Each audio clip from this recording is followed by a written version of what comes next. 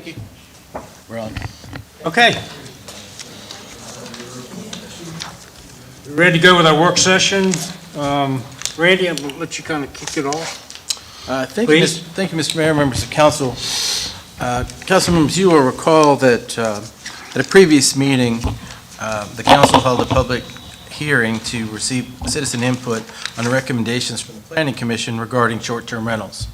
To paraphrase that, or to simplify that, it was to clarify that whole house short-term rentals would require a conditional use permit in the city, which is current practice that we have. But in addition to that, for partial house rentals, whether the on-site person was an owner or an operator, there was an administrative process for that which was being recommended. That was the subject of the public hearing. Following the public hearing, there was a motion to postpone consideration of that particular ordinance so that council could have a continuing dialogue on the issue of short-term rentals. Since that time, I have worked with Councilwoman Bunting and myself, also with input from the city attorney, to draft language which reflects her recommendations for consideration.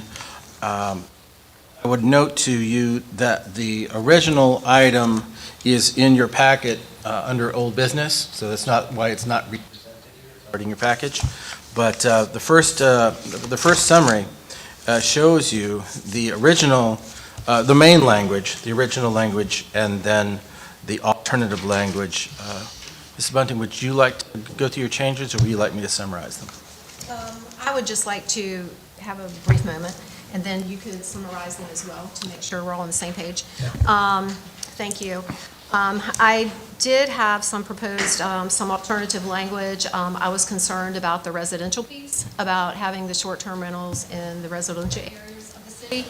So I did talk with Mr. Wheeler and council members to convey those changes as I felt after talking to citizens, people in my neighborhood, different places I went. I would ask people who lived here in the city, their feelings about it as well. So after much thought, after a lot of talk, I thought that that was the direction that we should go with this ordinance, instead of adopting something that was kind of very encompassing with everything at that last meeting. So that's how we get here right now.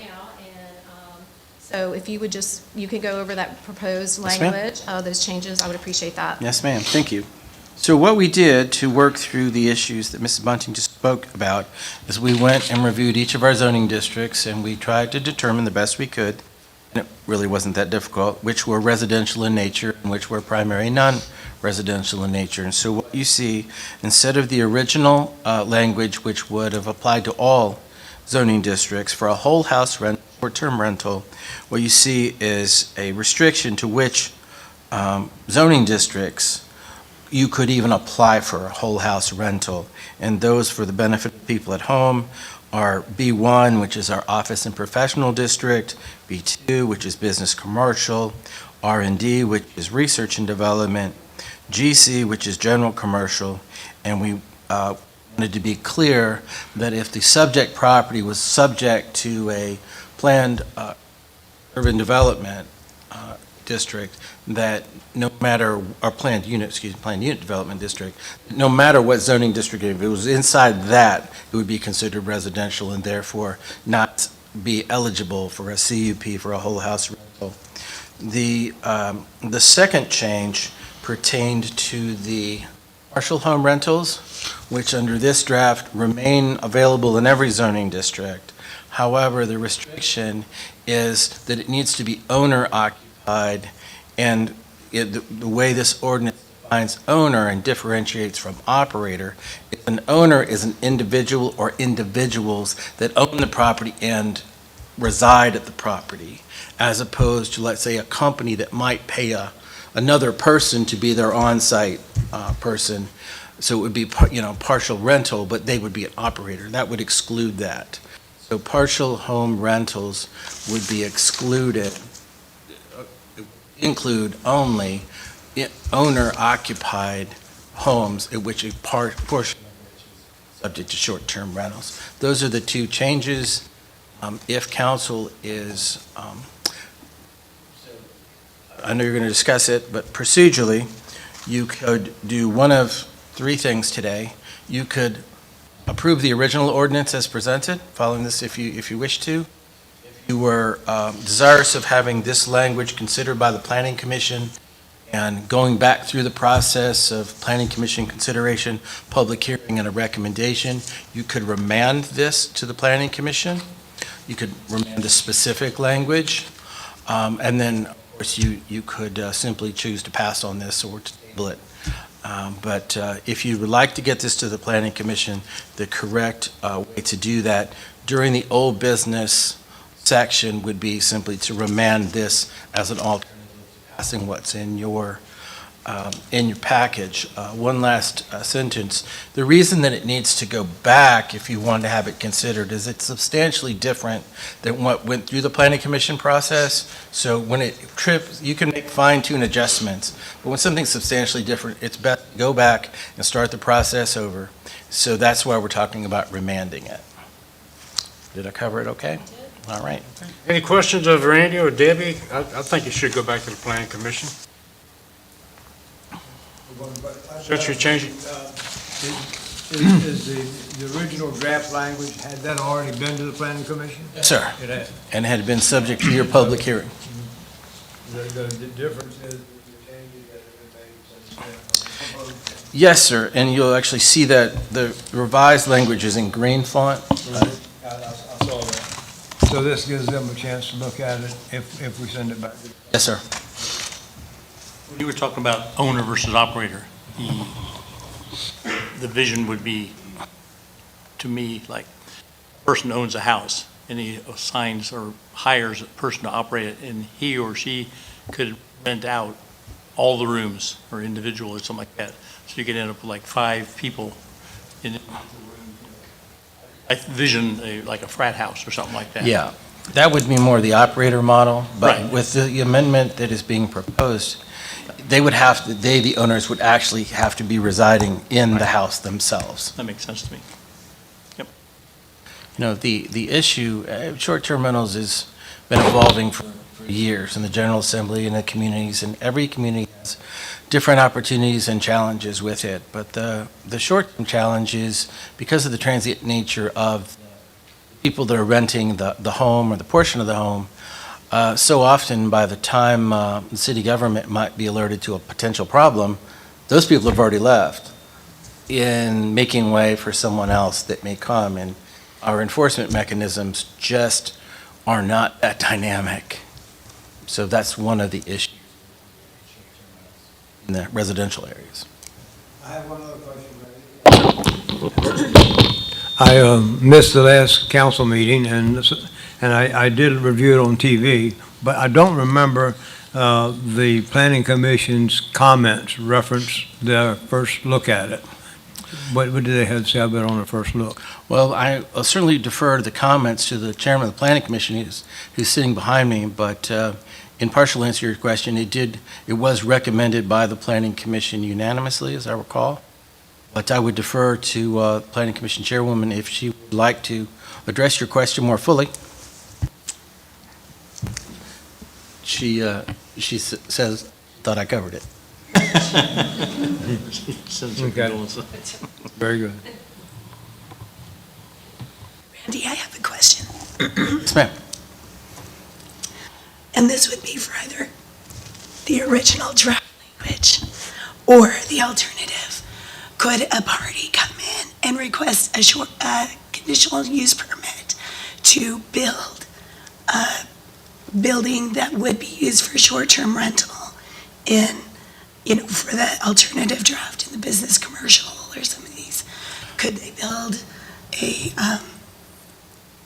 home basically for the sole intent of a short-term rental? I won't defer to Wayne, but if he has a different perspective, I'm sure he'll add it. As long as the whole house rental is in one of the zoning districts and has the appropriate conditional use permit, I think the answer is yes.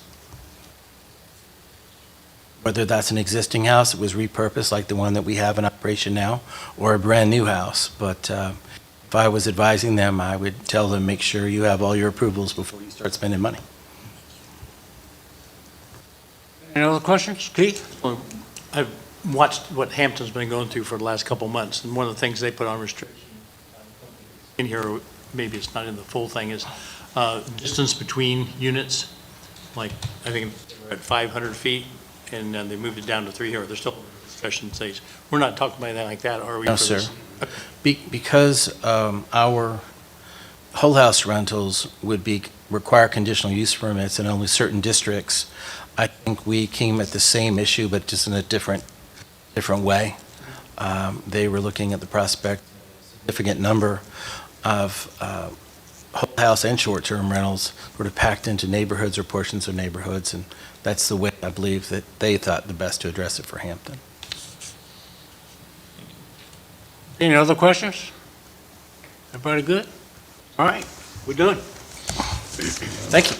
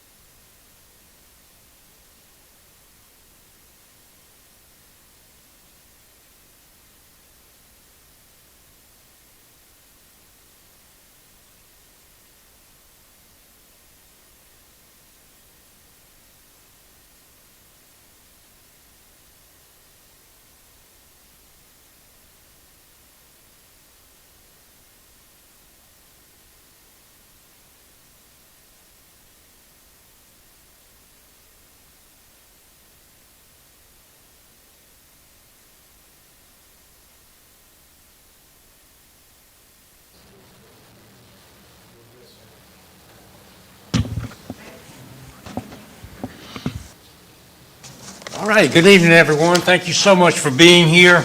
If I'll call this meeting to order, if you will stand, we'll have our invocation and a pledge of allegiance. Heavenly Father, we invite you into this council chamber tonight for many reasons.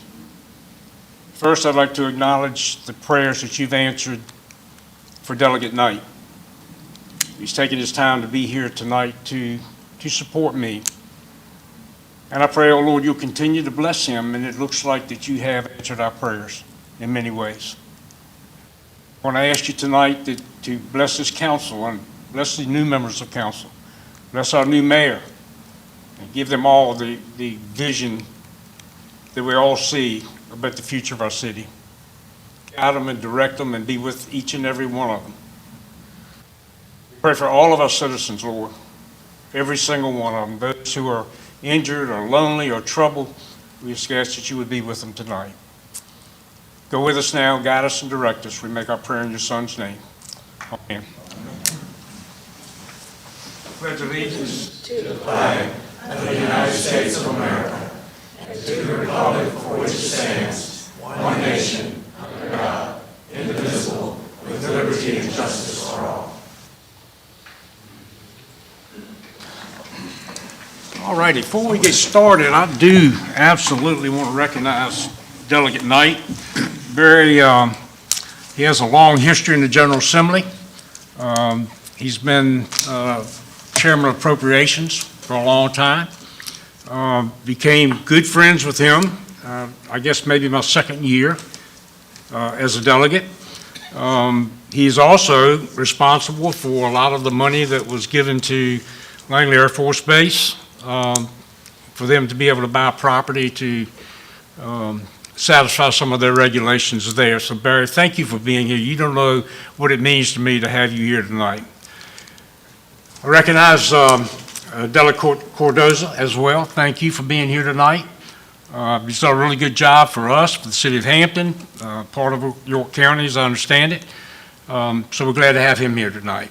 And then a special friend who I didn't know would be here tonight is Miss Judy Wiggins. Judy spent a lot of years here. She and I almost started together, I think, a lot of years ago. So Judy, thank you for being here. And she was always a shoulder to lean on.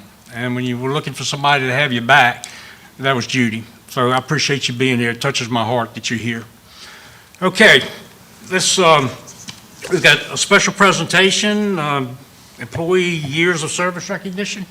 Is that Tanya? Yes, Ms. sir. Tanya? It's me with That's you? technology assistance Oh, okay. from Tanya. Mr. Mayor, members of council, each year we pause for a minute and celebrate the 5-year incremental birthdays of our city employees. And we're hoping that the technology is going to work with this one. So let's try the first one, Tanya. Technical difficulty. I got it in hard copy. I can read it if I need to. Sorry, I thought y'all would pull it up over there. No, we don't have the power. You have it. I have the power. Did y'all hear that? I don't have the power. She has the power. Okay, Thank you. there we go. All right, try it one slide at a time, we hope. All right, so the first person we'd like to recognize today, this evening, 5 years of service, is one of our part-timers with the library, Ksenia Davis. She's been with us since 2019. The other folks that are celebrating their 5-year anniversary with us this year, Sean O'Mara from Public Works, Wakowicz from the Fire Department, recently promoted to lieutenant, and our 10-year service awards, firefighter medic John Ferreira, similar Stephen Katona, also one of our firefighter medics, and Tara Moore, who is our deputy registrar. You look like you're having way too much fun in that picture. At 15 years of service, Keith Hicks, and starting the same year as Mr. Hicks, I can't avoid it, that's me. I was younger then. And Mike Gear from Public Works. celebrating 20 years of service with the city, is Kenneth Somerset, who is our building official, as well as Jane Beimler from Parks and Recreation. And at 25 years of service, Deputy Fire Chief John Young, who, Who's if actually you- in the audience. was actually in the audience. We had to rig a fire department truck demo to get him here, but he's here and has been here since 1999. And we have a few retirees that we'd like to recognize as well. We'll do the first one and then hold on, first three, and then hold on the last one. So the first person was Jeff Sylvia, longtime employee of our Commissioner of the Revenue's office. Next up is Dwayne McFarland from the, Oh, we no. missed Dwayne. It went, back. here we go. There we back. go. Master firefighter, fire department. And the third person is Dave Callis, who recently retired, having served almost 34 years with the city. And I'm going to get up and trade places with Tanya for the last one.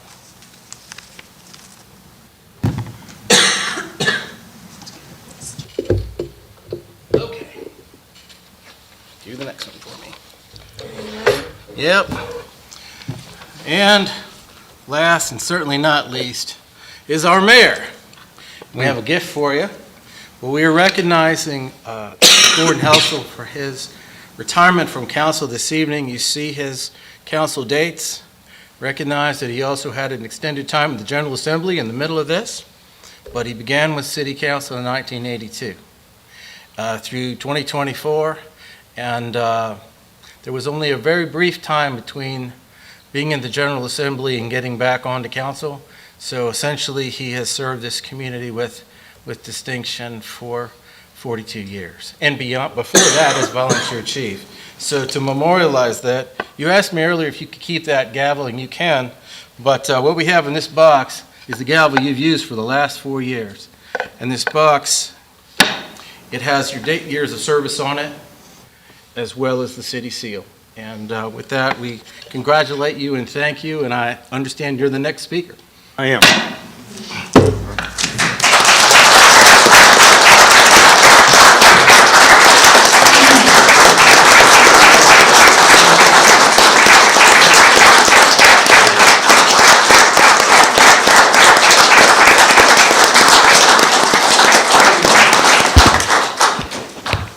Thank you, Randy. Thank you very much for that. I appreciate it. And it is all you now. Can I close that? You, no, it's fine. Just leave it up there. You're okay. Well, tonight is certainly bittersweet for me. Tonight concludes, and I hope to stand by this, concludes my political career. Tonight it is my pleasure to pass the gavel to our new mayor, David Hucks. David is a man of impeccable honesty and integrity, and David will serve this city well. I have found over the years that service to people requires a lot of patience. It requires a lot of love for those that you serve, and to give up your personal time in service to your constituents. I thank God tonight and every night that He has gifted me with those traits. To council, I thank each of you. I thank each of you for your service to our city. I thank you for sharing phone calls, for one-on-one discussions, and just for being there for me when I needed your advice and I needed your counsel. Too many localities spend a great deal of their time feuding with each other. Not the case with Poquoson City Council. I want to also thank my family, one of which is here tonight. My granddaughter is somewhere, Avery, in the back. They've sacrificed so that I could serve. And without their steadfast love and understanding, I wouldn't be here tonight. I especially want to thank the citizens of our city for all the support that I've received over the years. I'm truly humbled by the trust that you have so kindly placed in me and for your continued support even to this night. I'm not naive enough, however, to think that everyone has supported me over the years. I can only hope that the decisions I have made have somehow affected your life in a positive way. I want to thank all of the city employees who serve this city. I cannot express enough tonight my admiration for each one of you. I have long said that the employees of our city are what makes Poquoson envied by all of our surrounding localities. I cannot count the number of phone calls that I've received from people all over the state who inquire as how do we have such a pristine city. My answer is always the same. Our employees take pride in their jobs, and they're always looking for new ways to improve this city. And so when I travel through the city, I see firsthand the contributions that each one has made. And please remember that any success that has come my way, it is not my success, but it is yours. I see evidence every day of how each of you, with your own area of expertise, have caused this city to be the envy of other cities and towns throughout the Commonwealth of Virginia. I want to especially thank Randy Wheeler, our city manager. Randy, you've always had my back. You could always feel my frustration at times, and you were the calming voice that I needed. What some folks don't know about you is your kind heart. I've watched as you have been more than a leader. In many cases, you've changed your hat from city manager to supportive friend. It is rare to find the friend that you have become to me. This city is truly blessed to have you at the helm. I pray every day that God will give you great strength and understanding as you guide this ship that we call Poquoson. To our city attorney, Wayne, I want to thank you for your patience with me, for always taking the time, especially when I just could not understand a legal issue. You were always there, took whatever time was necessary to help me understand the issue. Wayne, you have been and still are a tremendous asset to the city, and I cherish the years that you and I have served together. A special thanks to Christy and Kim. I want to thank you for your unwavering support, and without you, my way forward would have been extremely difficult. It was comforting to walk into an office with smiles that were abundant and concern for my welfare. All of that was evident. The atmosphere